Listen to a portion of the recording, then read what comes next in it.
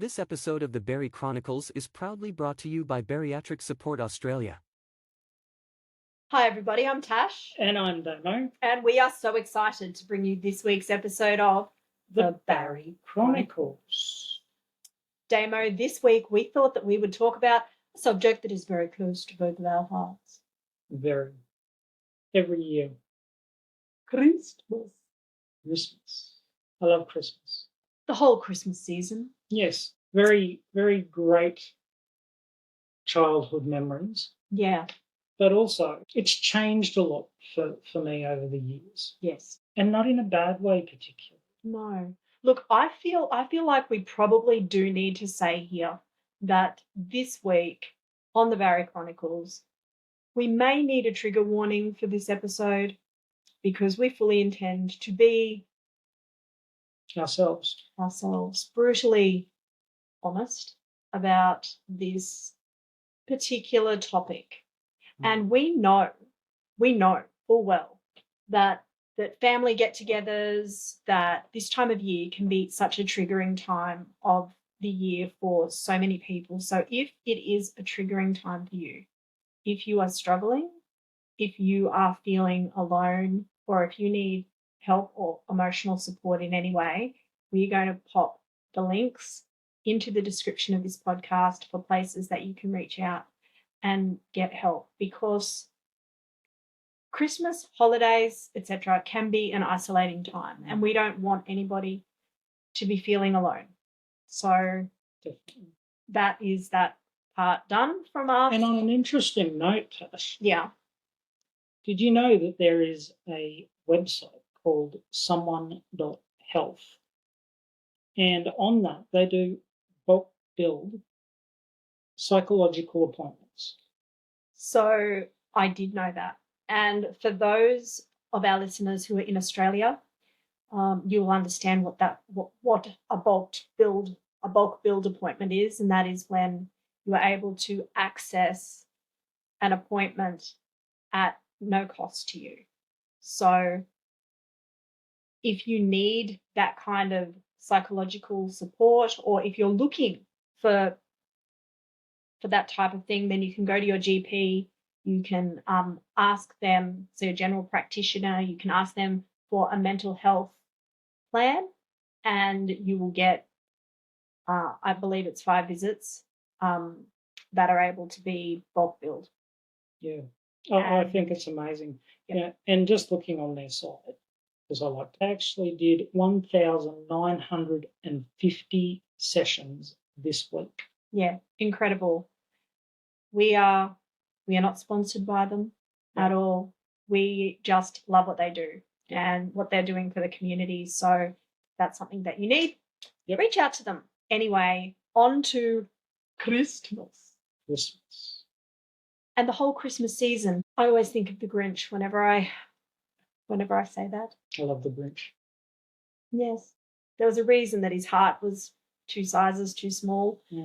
Maybe he grew up with an extended family like we did. Bar humbug, indeed. Christmas, since I've been married, we have, and particularly since we moved to Geelong, we have really created our own version of what Christmas is, our own traditions, very much pared down from what I grew up with a very different focus. So we grew up with Christmas, any get-together time, the focus was always on, I believe. And that's where the focus stayed. Yeah. It was on the food. Yeah. So the focus was on the food. The food was the star, not the people, and I no longer have those particular values. It was really challenging growing up with that type of energy and emphasis being put on the dishes that were going to be eaten.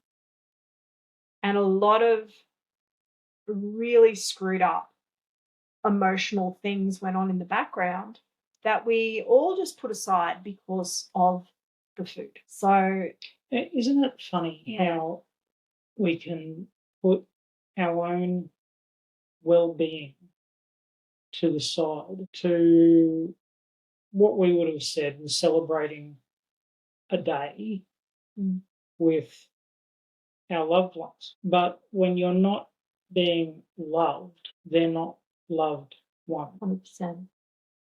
And we would put all our feelings, that all the hurts, all the frustrations, all the anxiety, all the everythings would be put to the side for this one day of celebrating food, because that's all it was.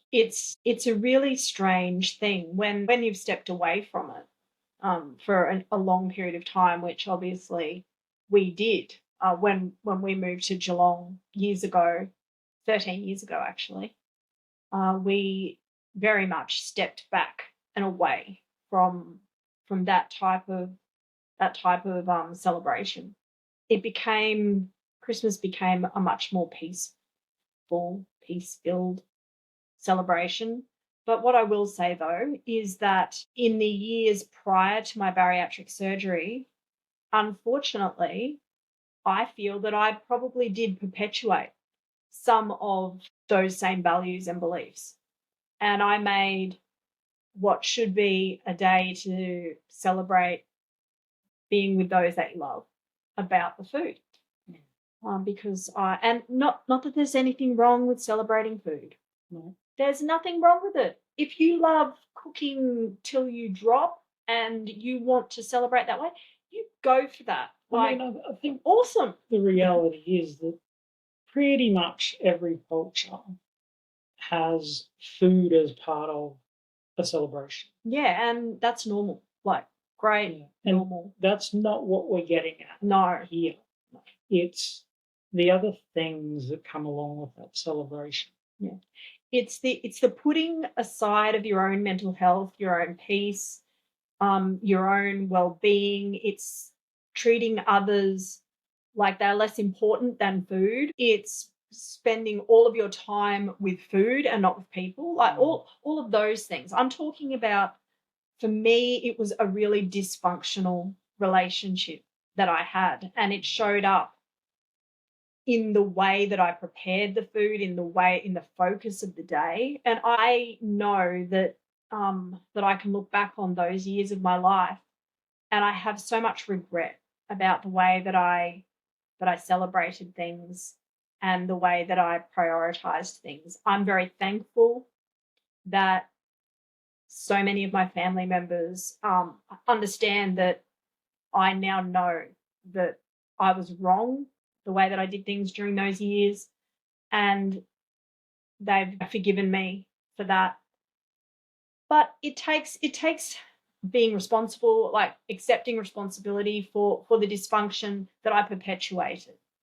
I grew up with it, but that doesn't excuse it, because when we become an adult, we make choices, and I definitely made choices, and I'm so thankful that I don't celebrate that way anymore. One of the things that Damo and I have talked about many times is looking up from the plate, looking up from that plate and seeing the people that are there. And for a long time, I didn't do that. The food, it was the focus. So, I think to really understand, what we went through, but also what our listeners go through, it's hard to sort of put yourself in that position. But I think one of the sort of the unwritten rules, there's unwritten rules at most family get-togethers. Well, there certainly was at ours. Yeah, 100%. One of those unwritten rules for something like Christmas was that if you weren't family, you didn't get invited. That was definitely a rule. And I really didn't sort of come to understand that until I was married and had my first Christmas with my wife's family, who valued people, and the dishes. A shout out to the Man Clan. Yeah, we love you guys. The dishes weren't Thank you. all uniform, and it wasn't researched as to what would go with what and how it would all fit together, and even the table settings and place settings. It wasn't that. And I mean, I guess when I got married, I suddenly had an extra 12 Lots of nieces and people. nephews, and all the craziness that goes along with that. And it was the first year. It was really overwhelming for me. I felt really out of place, really uncomfortable. But as the years progressed, it became fun. You're always sort of wondering who was going to say the wrong thing or who was going to end up in an argument. And even that was sort of just laughed at, celebrated. It is what it is. Even that is different to what we grew up with, or the dynamic that we grew up with around celebrations, because there was always people that we knew we weren't to upset. We knew that we were not to do that. We knew that we were to, not say anything, to rock the boat. And there was always just this undercurrent of anxiety that fueled the food orgy that happened. And I think that probably everyone felt the same way, or at least a version of it. But I think we needed that massive food orgy.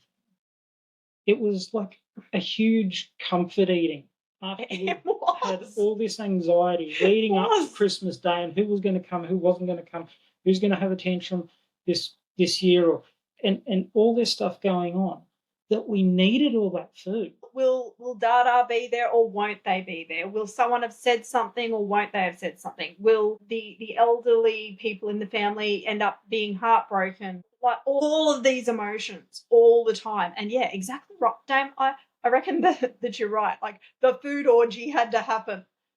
And then afterwards, we all, like, everyone's just food comaing. And because I believe even the people on the other side of it that we were worrying about, they were feeling the same way. Oh, yeah. That's what I meant when I said everybody, everyone. And I think it's important to be able to acknowledge that.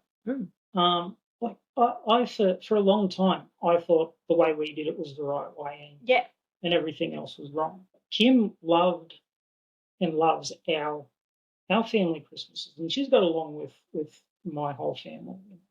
She's just one of those people that, even if someone is annoyed with her, she probably doesn't even realise it. She's Kim, and she does what she does. And I admire that, because she can walk into a situation where I'm sitting there going, oh my God, I can cut this tension with a knife. Yeah. We're feeling all the tensions, and Kim walks in and says, "Who wants cake and coffee?" And Kim has that. My Steve is very, very similar. He'll just make some joke, and the rest of us will be going, and he'll just be going, ha, ha, ha, ha, in the corner, and we're like, oh God. Yeah. So, yeah, as our families grew and evolved, I'm so thankful for the people that have come into our lives that caused us to look up from our plates. I'm so thankful for the surgery that came along that caused us to look up from our plates and realize that it's okay to change.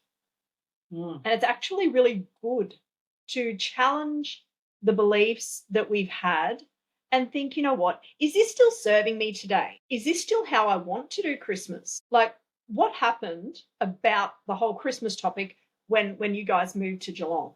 It was funny because obviously Mum came with us, and our younger sister and her family, they came as well. I think I was ready for that change. I was ready to just, let's change everything. We've moved, new state, new city, new life. Let's make some new traditions. And our first Christmas, we actually left the house in the morning and went and had Christmas down at the beach. Now, other people will look at that and go, well, yeah, that's what we do every year, but that's not what we did every year. Christmas was set out almost to a timesheet for the whole day. And there was stuff that was to a timesheet because, the potatoes had to go on at a certain time. The meat had to go on at a certain time. Everything had to be done by a certain time. And there was a Because if it roster. wasn't, then old mate might get upset. Yeah, blah, someone blah, would blah, get blah, upset. blah. And we come down here, and Tash and I have been talking, and we decided, well, yeah, let's go to the beach for breakfast. And we did. And everyone loved it. It was just completely different, completely out of the norm. And everyone loved it. And this year we're having one of my nephew's best mates and his partner are coming to Christmas. The whole family, they love this young man and his partner. They're awesome. And, we can't wait to have them.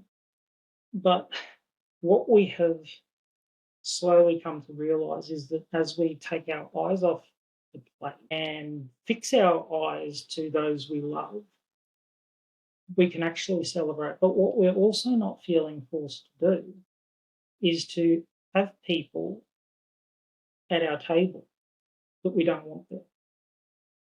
And it's not that, we would push anyone out. It's just that we choose our mental health and our family's happiness. That's what we did by moving down to Geelong from the Sunshine Coast. I still have people, we've been down here for nearly 2 years, for over 2 years. And we still have people say, why would you move from the Sunshine Coast down here to Geelong? But why wouldn't you? Why wouldn't you? If you have a chance to have a do-over, to have a fresh start, and sometimes that's what you need to be able to flourish and to be healthy. And it is okay to say, I'm not going to do that this way this year. I'm going to start traditions with my family. I remember we talked and I said, we don't do the big drama thing. There's a couple of things that the kids like, ham and potatoes. Hermione likes her That's kind of it. Sweet potato with the toasted marshmallows on top of it. There's a couple of things that the kids all go, I like that. For me, I like it. And that's okay. Yeah. But we only have to make a small portion of it. We don't have to make enough to feed the whole street, but not be generous enough to give it out to the whole street. We can just make a little bit. So we had this talk, and I said, I don't want anyone in the kitchen cooking all day long. It's not about that. It's about being present for each other, enjoying the fact that we get to spend time together, looking away from the plate. It will never be 100% solely about the food for me again. Not that there's anything wrong with those that enjoy and love cooking, and I do enjoy and love cooking. But what smoker, we love. That's right. Good food. We love. What we do now is we sort of have we have a cookie decorating party, and we've always had a Christmas Eve little do and stuff like that. One of Tasha's boys comes over to our house and helps make one of the desserts that we have, and that's what he does. That's his with thing. His auntie every year, and that's his thing.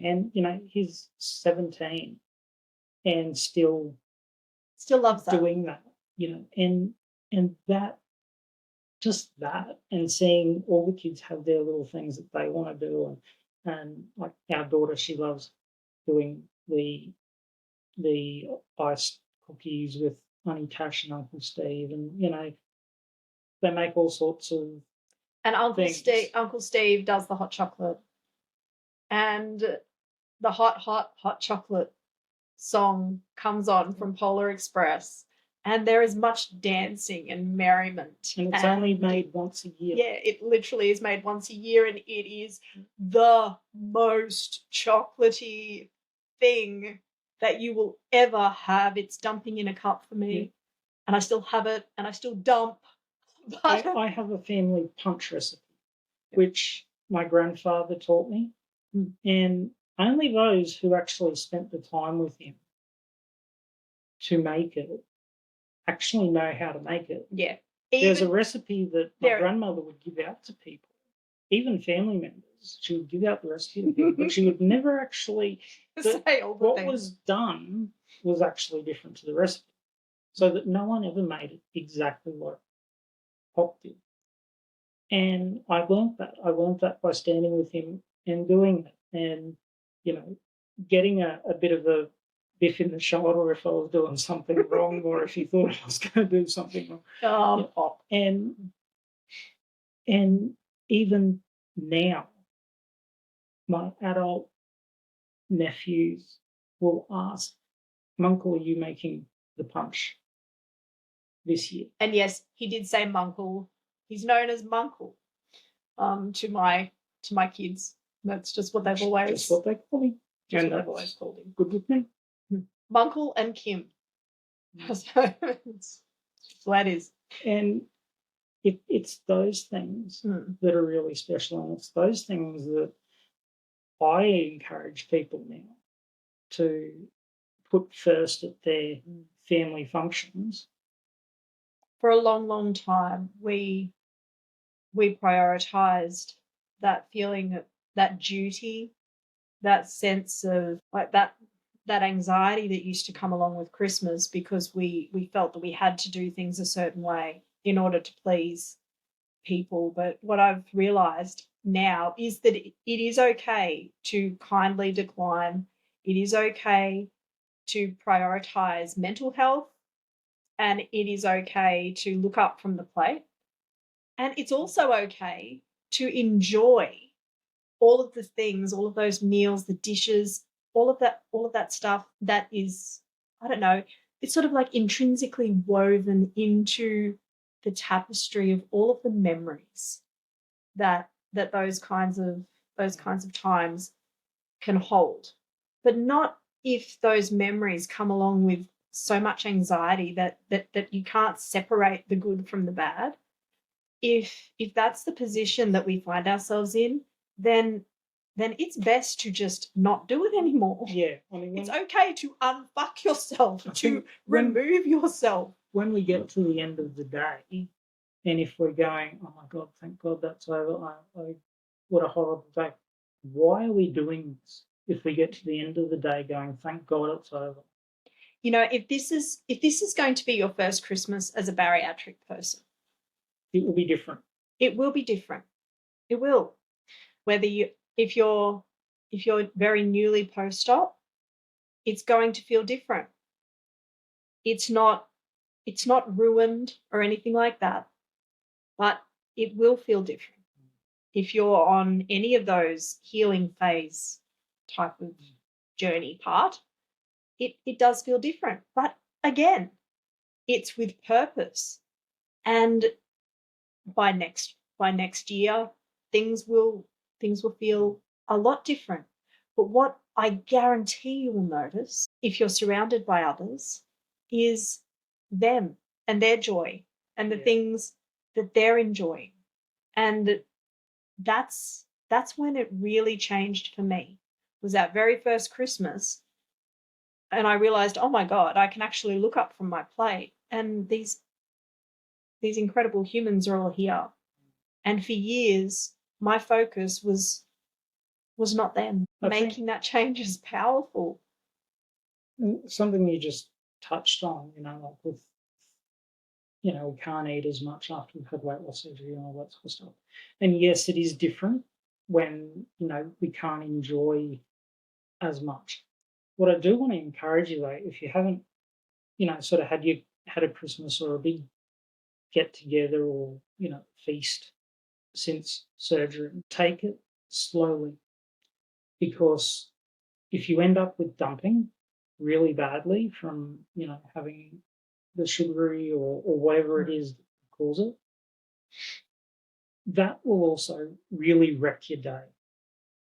That happened to me my first Christmas. So I was 6 months post-op. And I was, by that time, eating a small amount as we are. But I decided, I had purposed in my heart that I was having dessert. I decided that. And the Christmas pavlova was looking pretty good. And I thought, surely, like 1 or 2 teaspoons won't matter. I nearly shat my soul out in the afternoon. Yep. It was yuck. It was really bad. So try whatever it might be, like whatever you might be thinking of having, just have a little test run. That's my hot tip.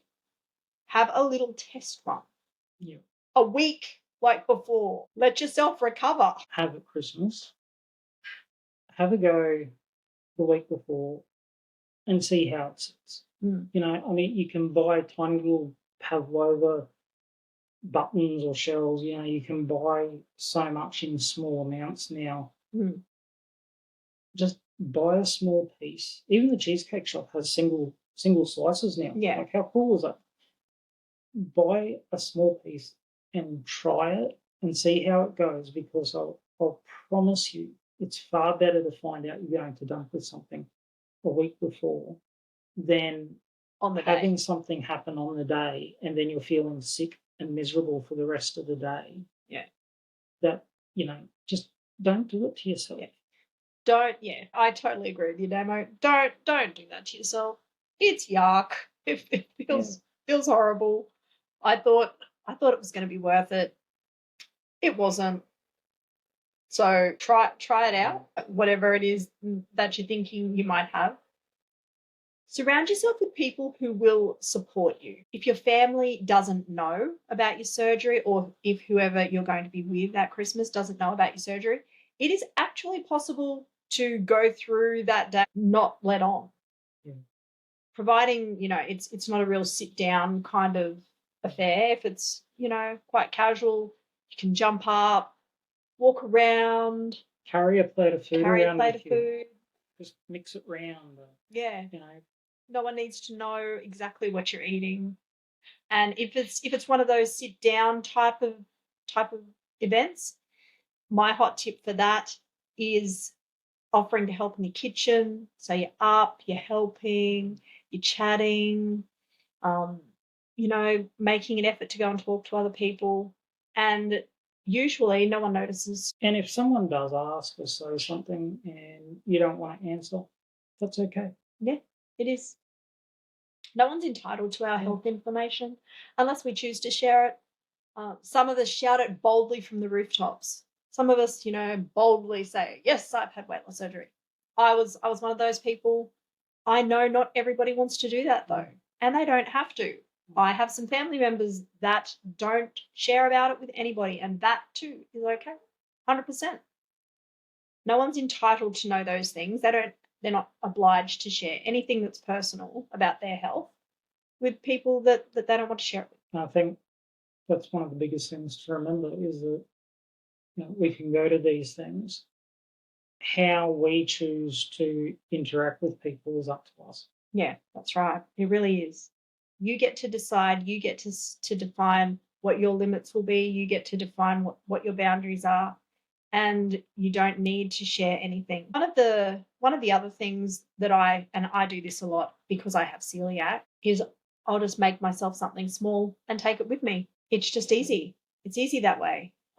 A lot of times, family members that are used to making a lot of effort around different meals or whatever, they might find that different. But if you just explain, look, you know, my diet's quite different these days. I'll just bring something for myself. I hope that that's okay. People are usually really good with that too. So they're just a few little keys, tips and strategies to be able to navigate that season. And I hope that they help. And I hope that you carry your peace with you the whole time, the whole day. Yeah. And don't let anyone or anything take that away from you. Amazing. Yeah. Have a great week. And we would love to hear what your plans are for Christmas. Yeah, let us know. Drop them in the comments. Thanks for joining us. Talk again soon.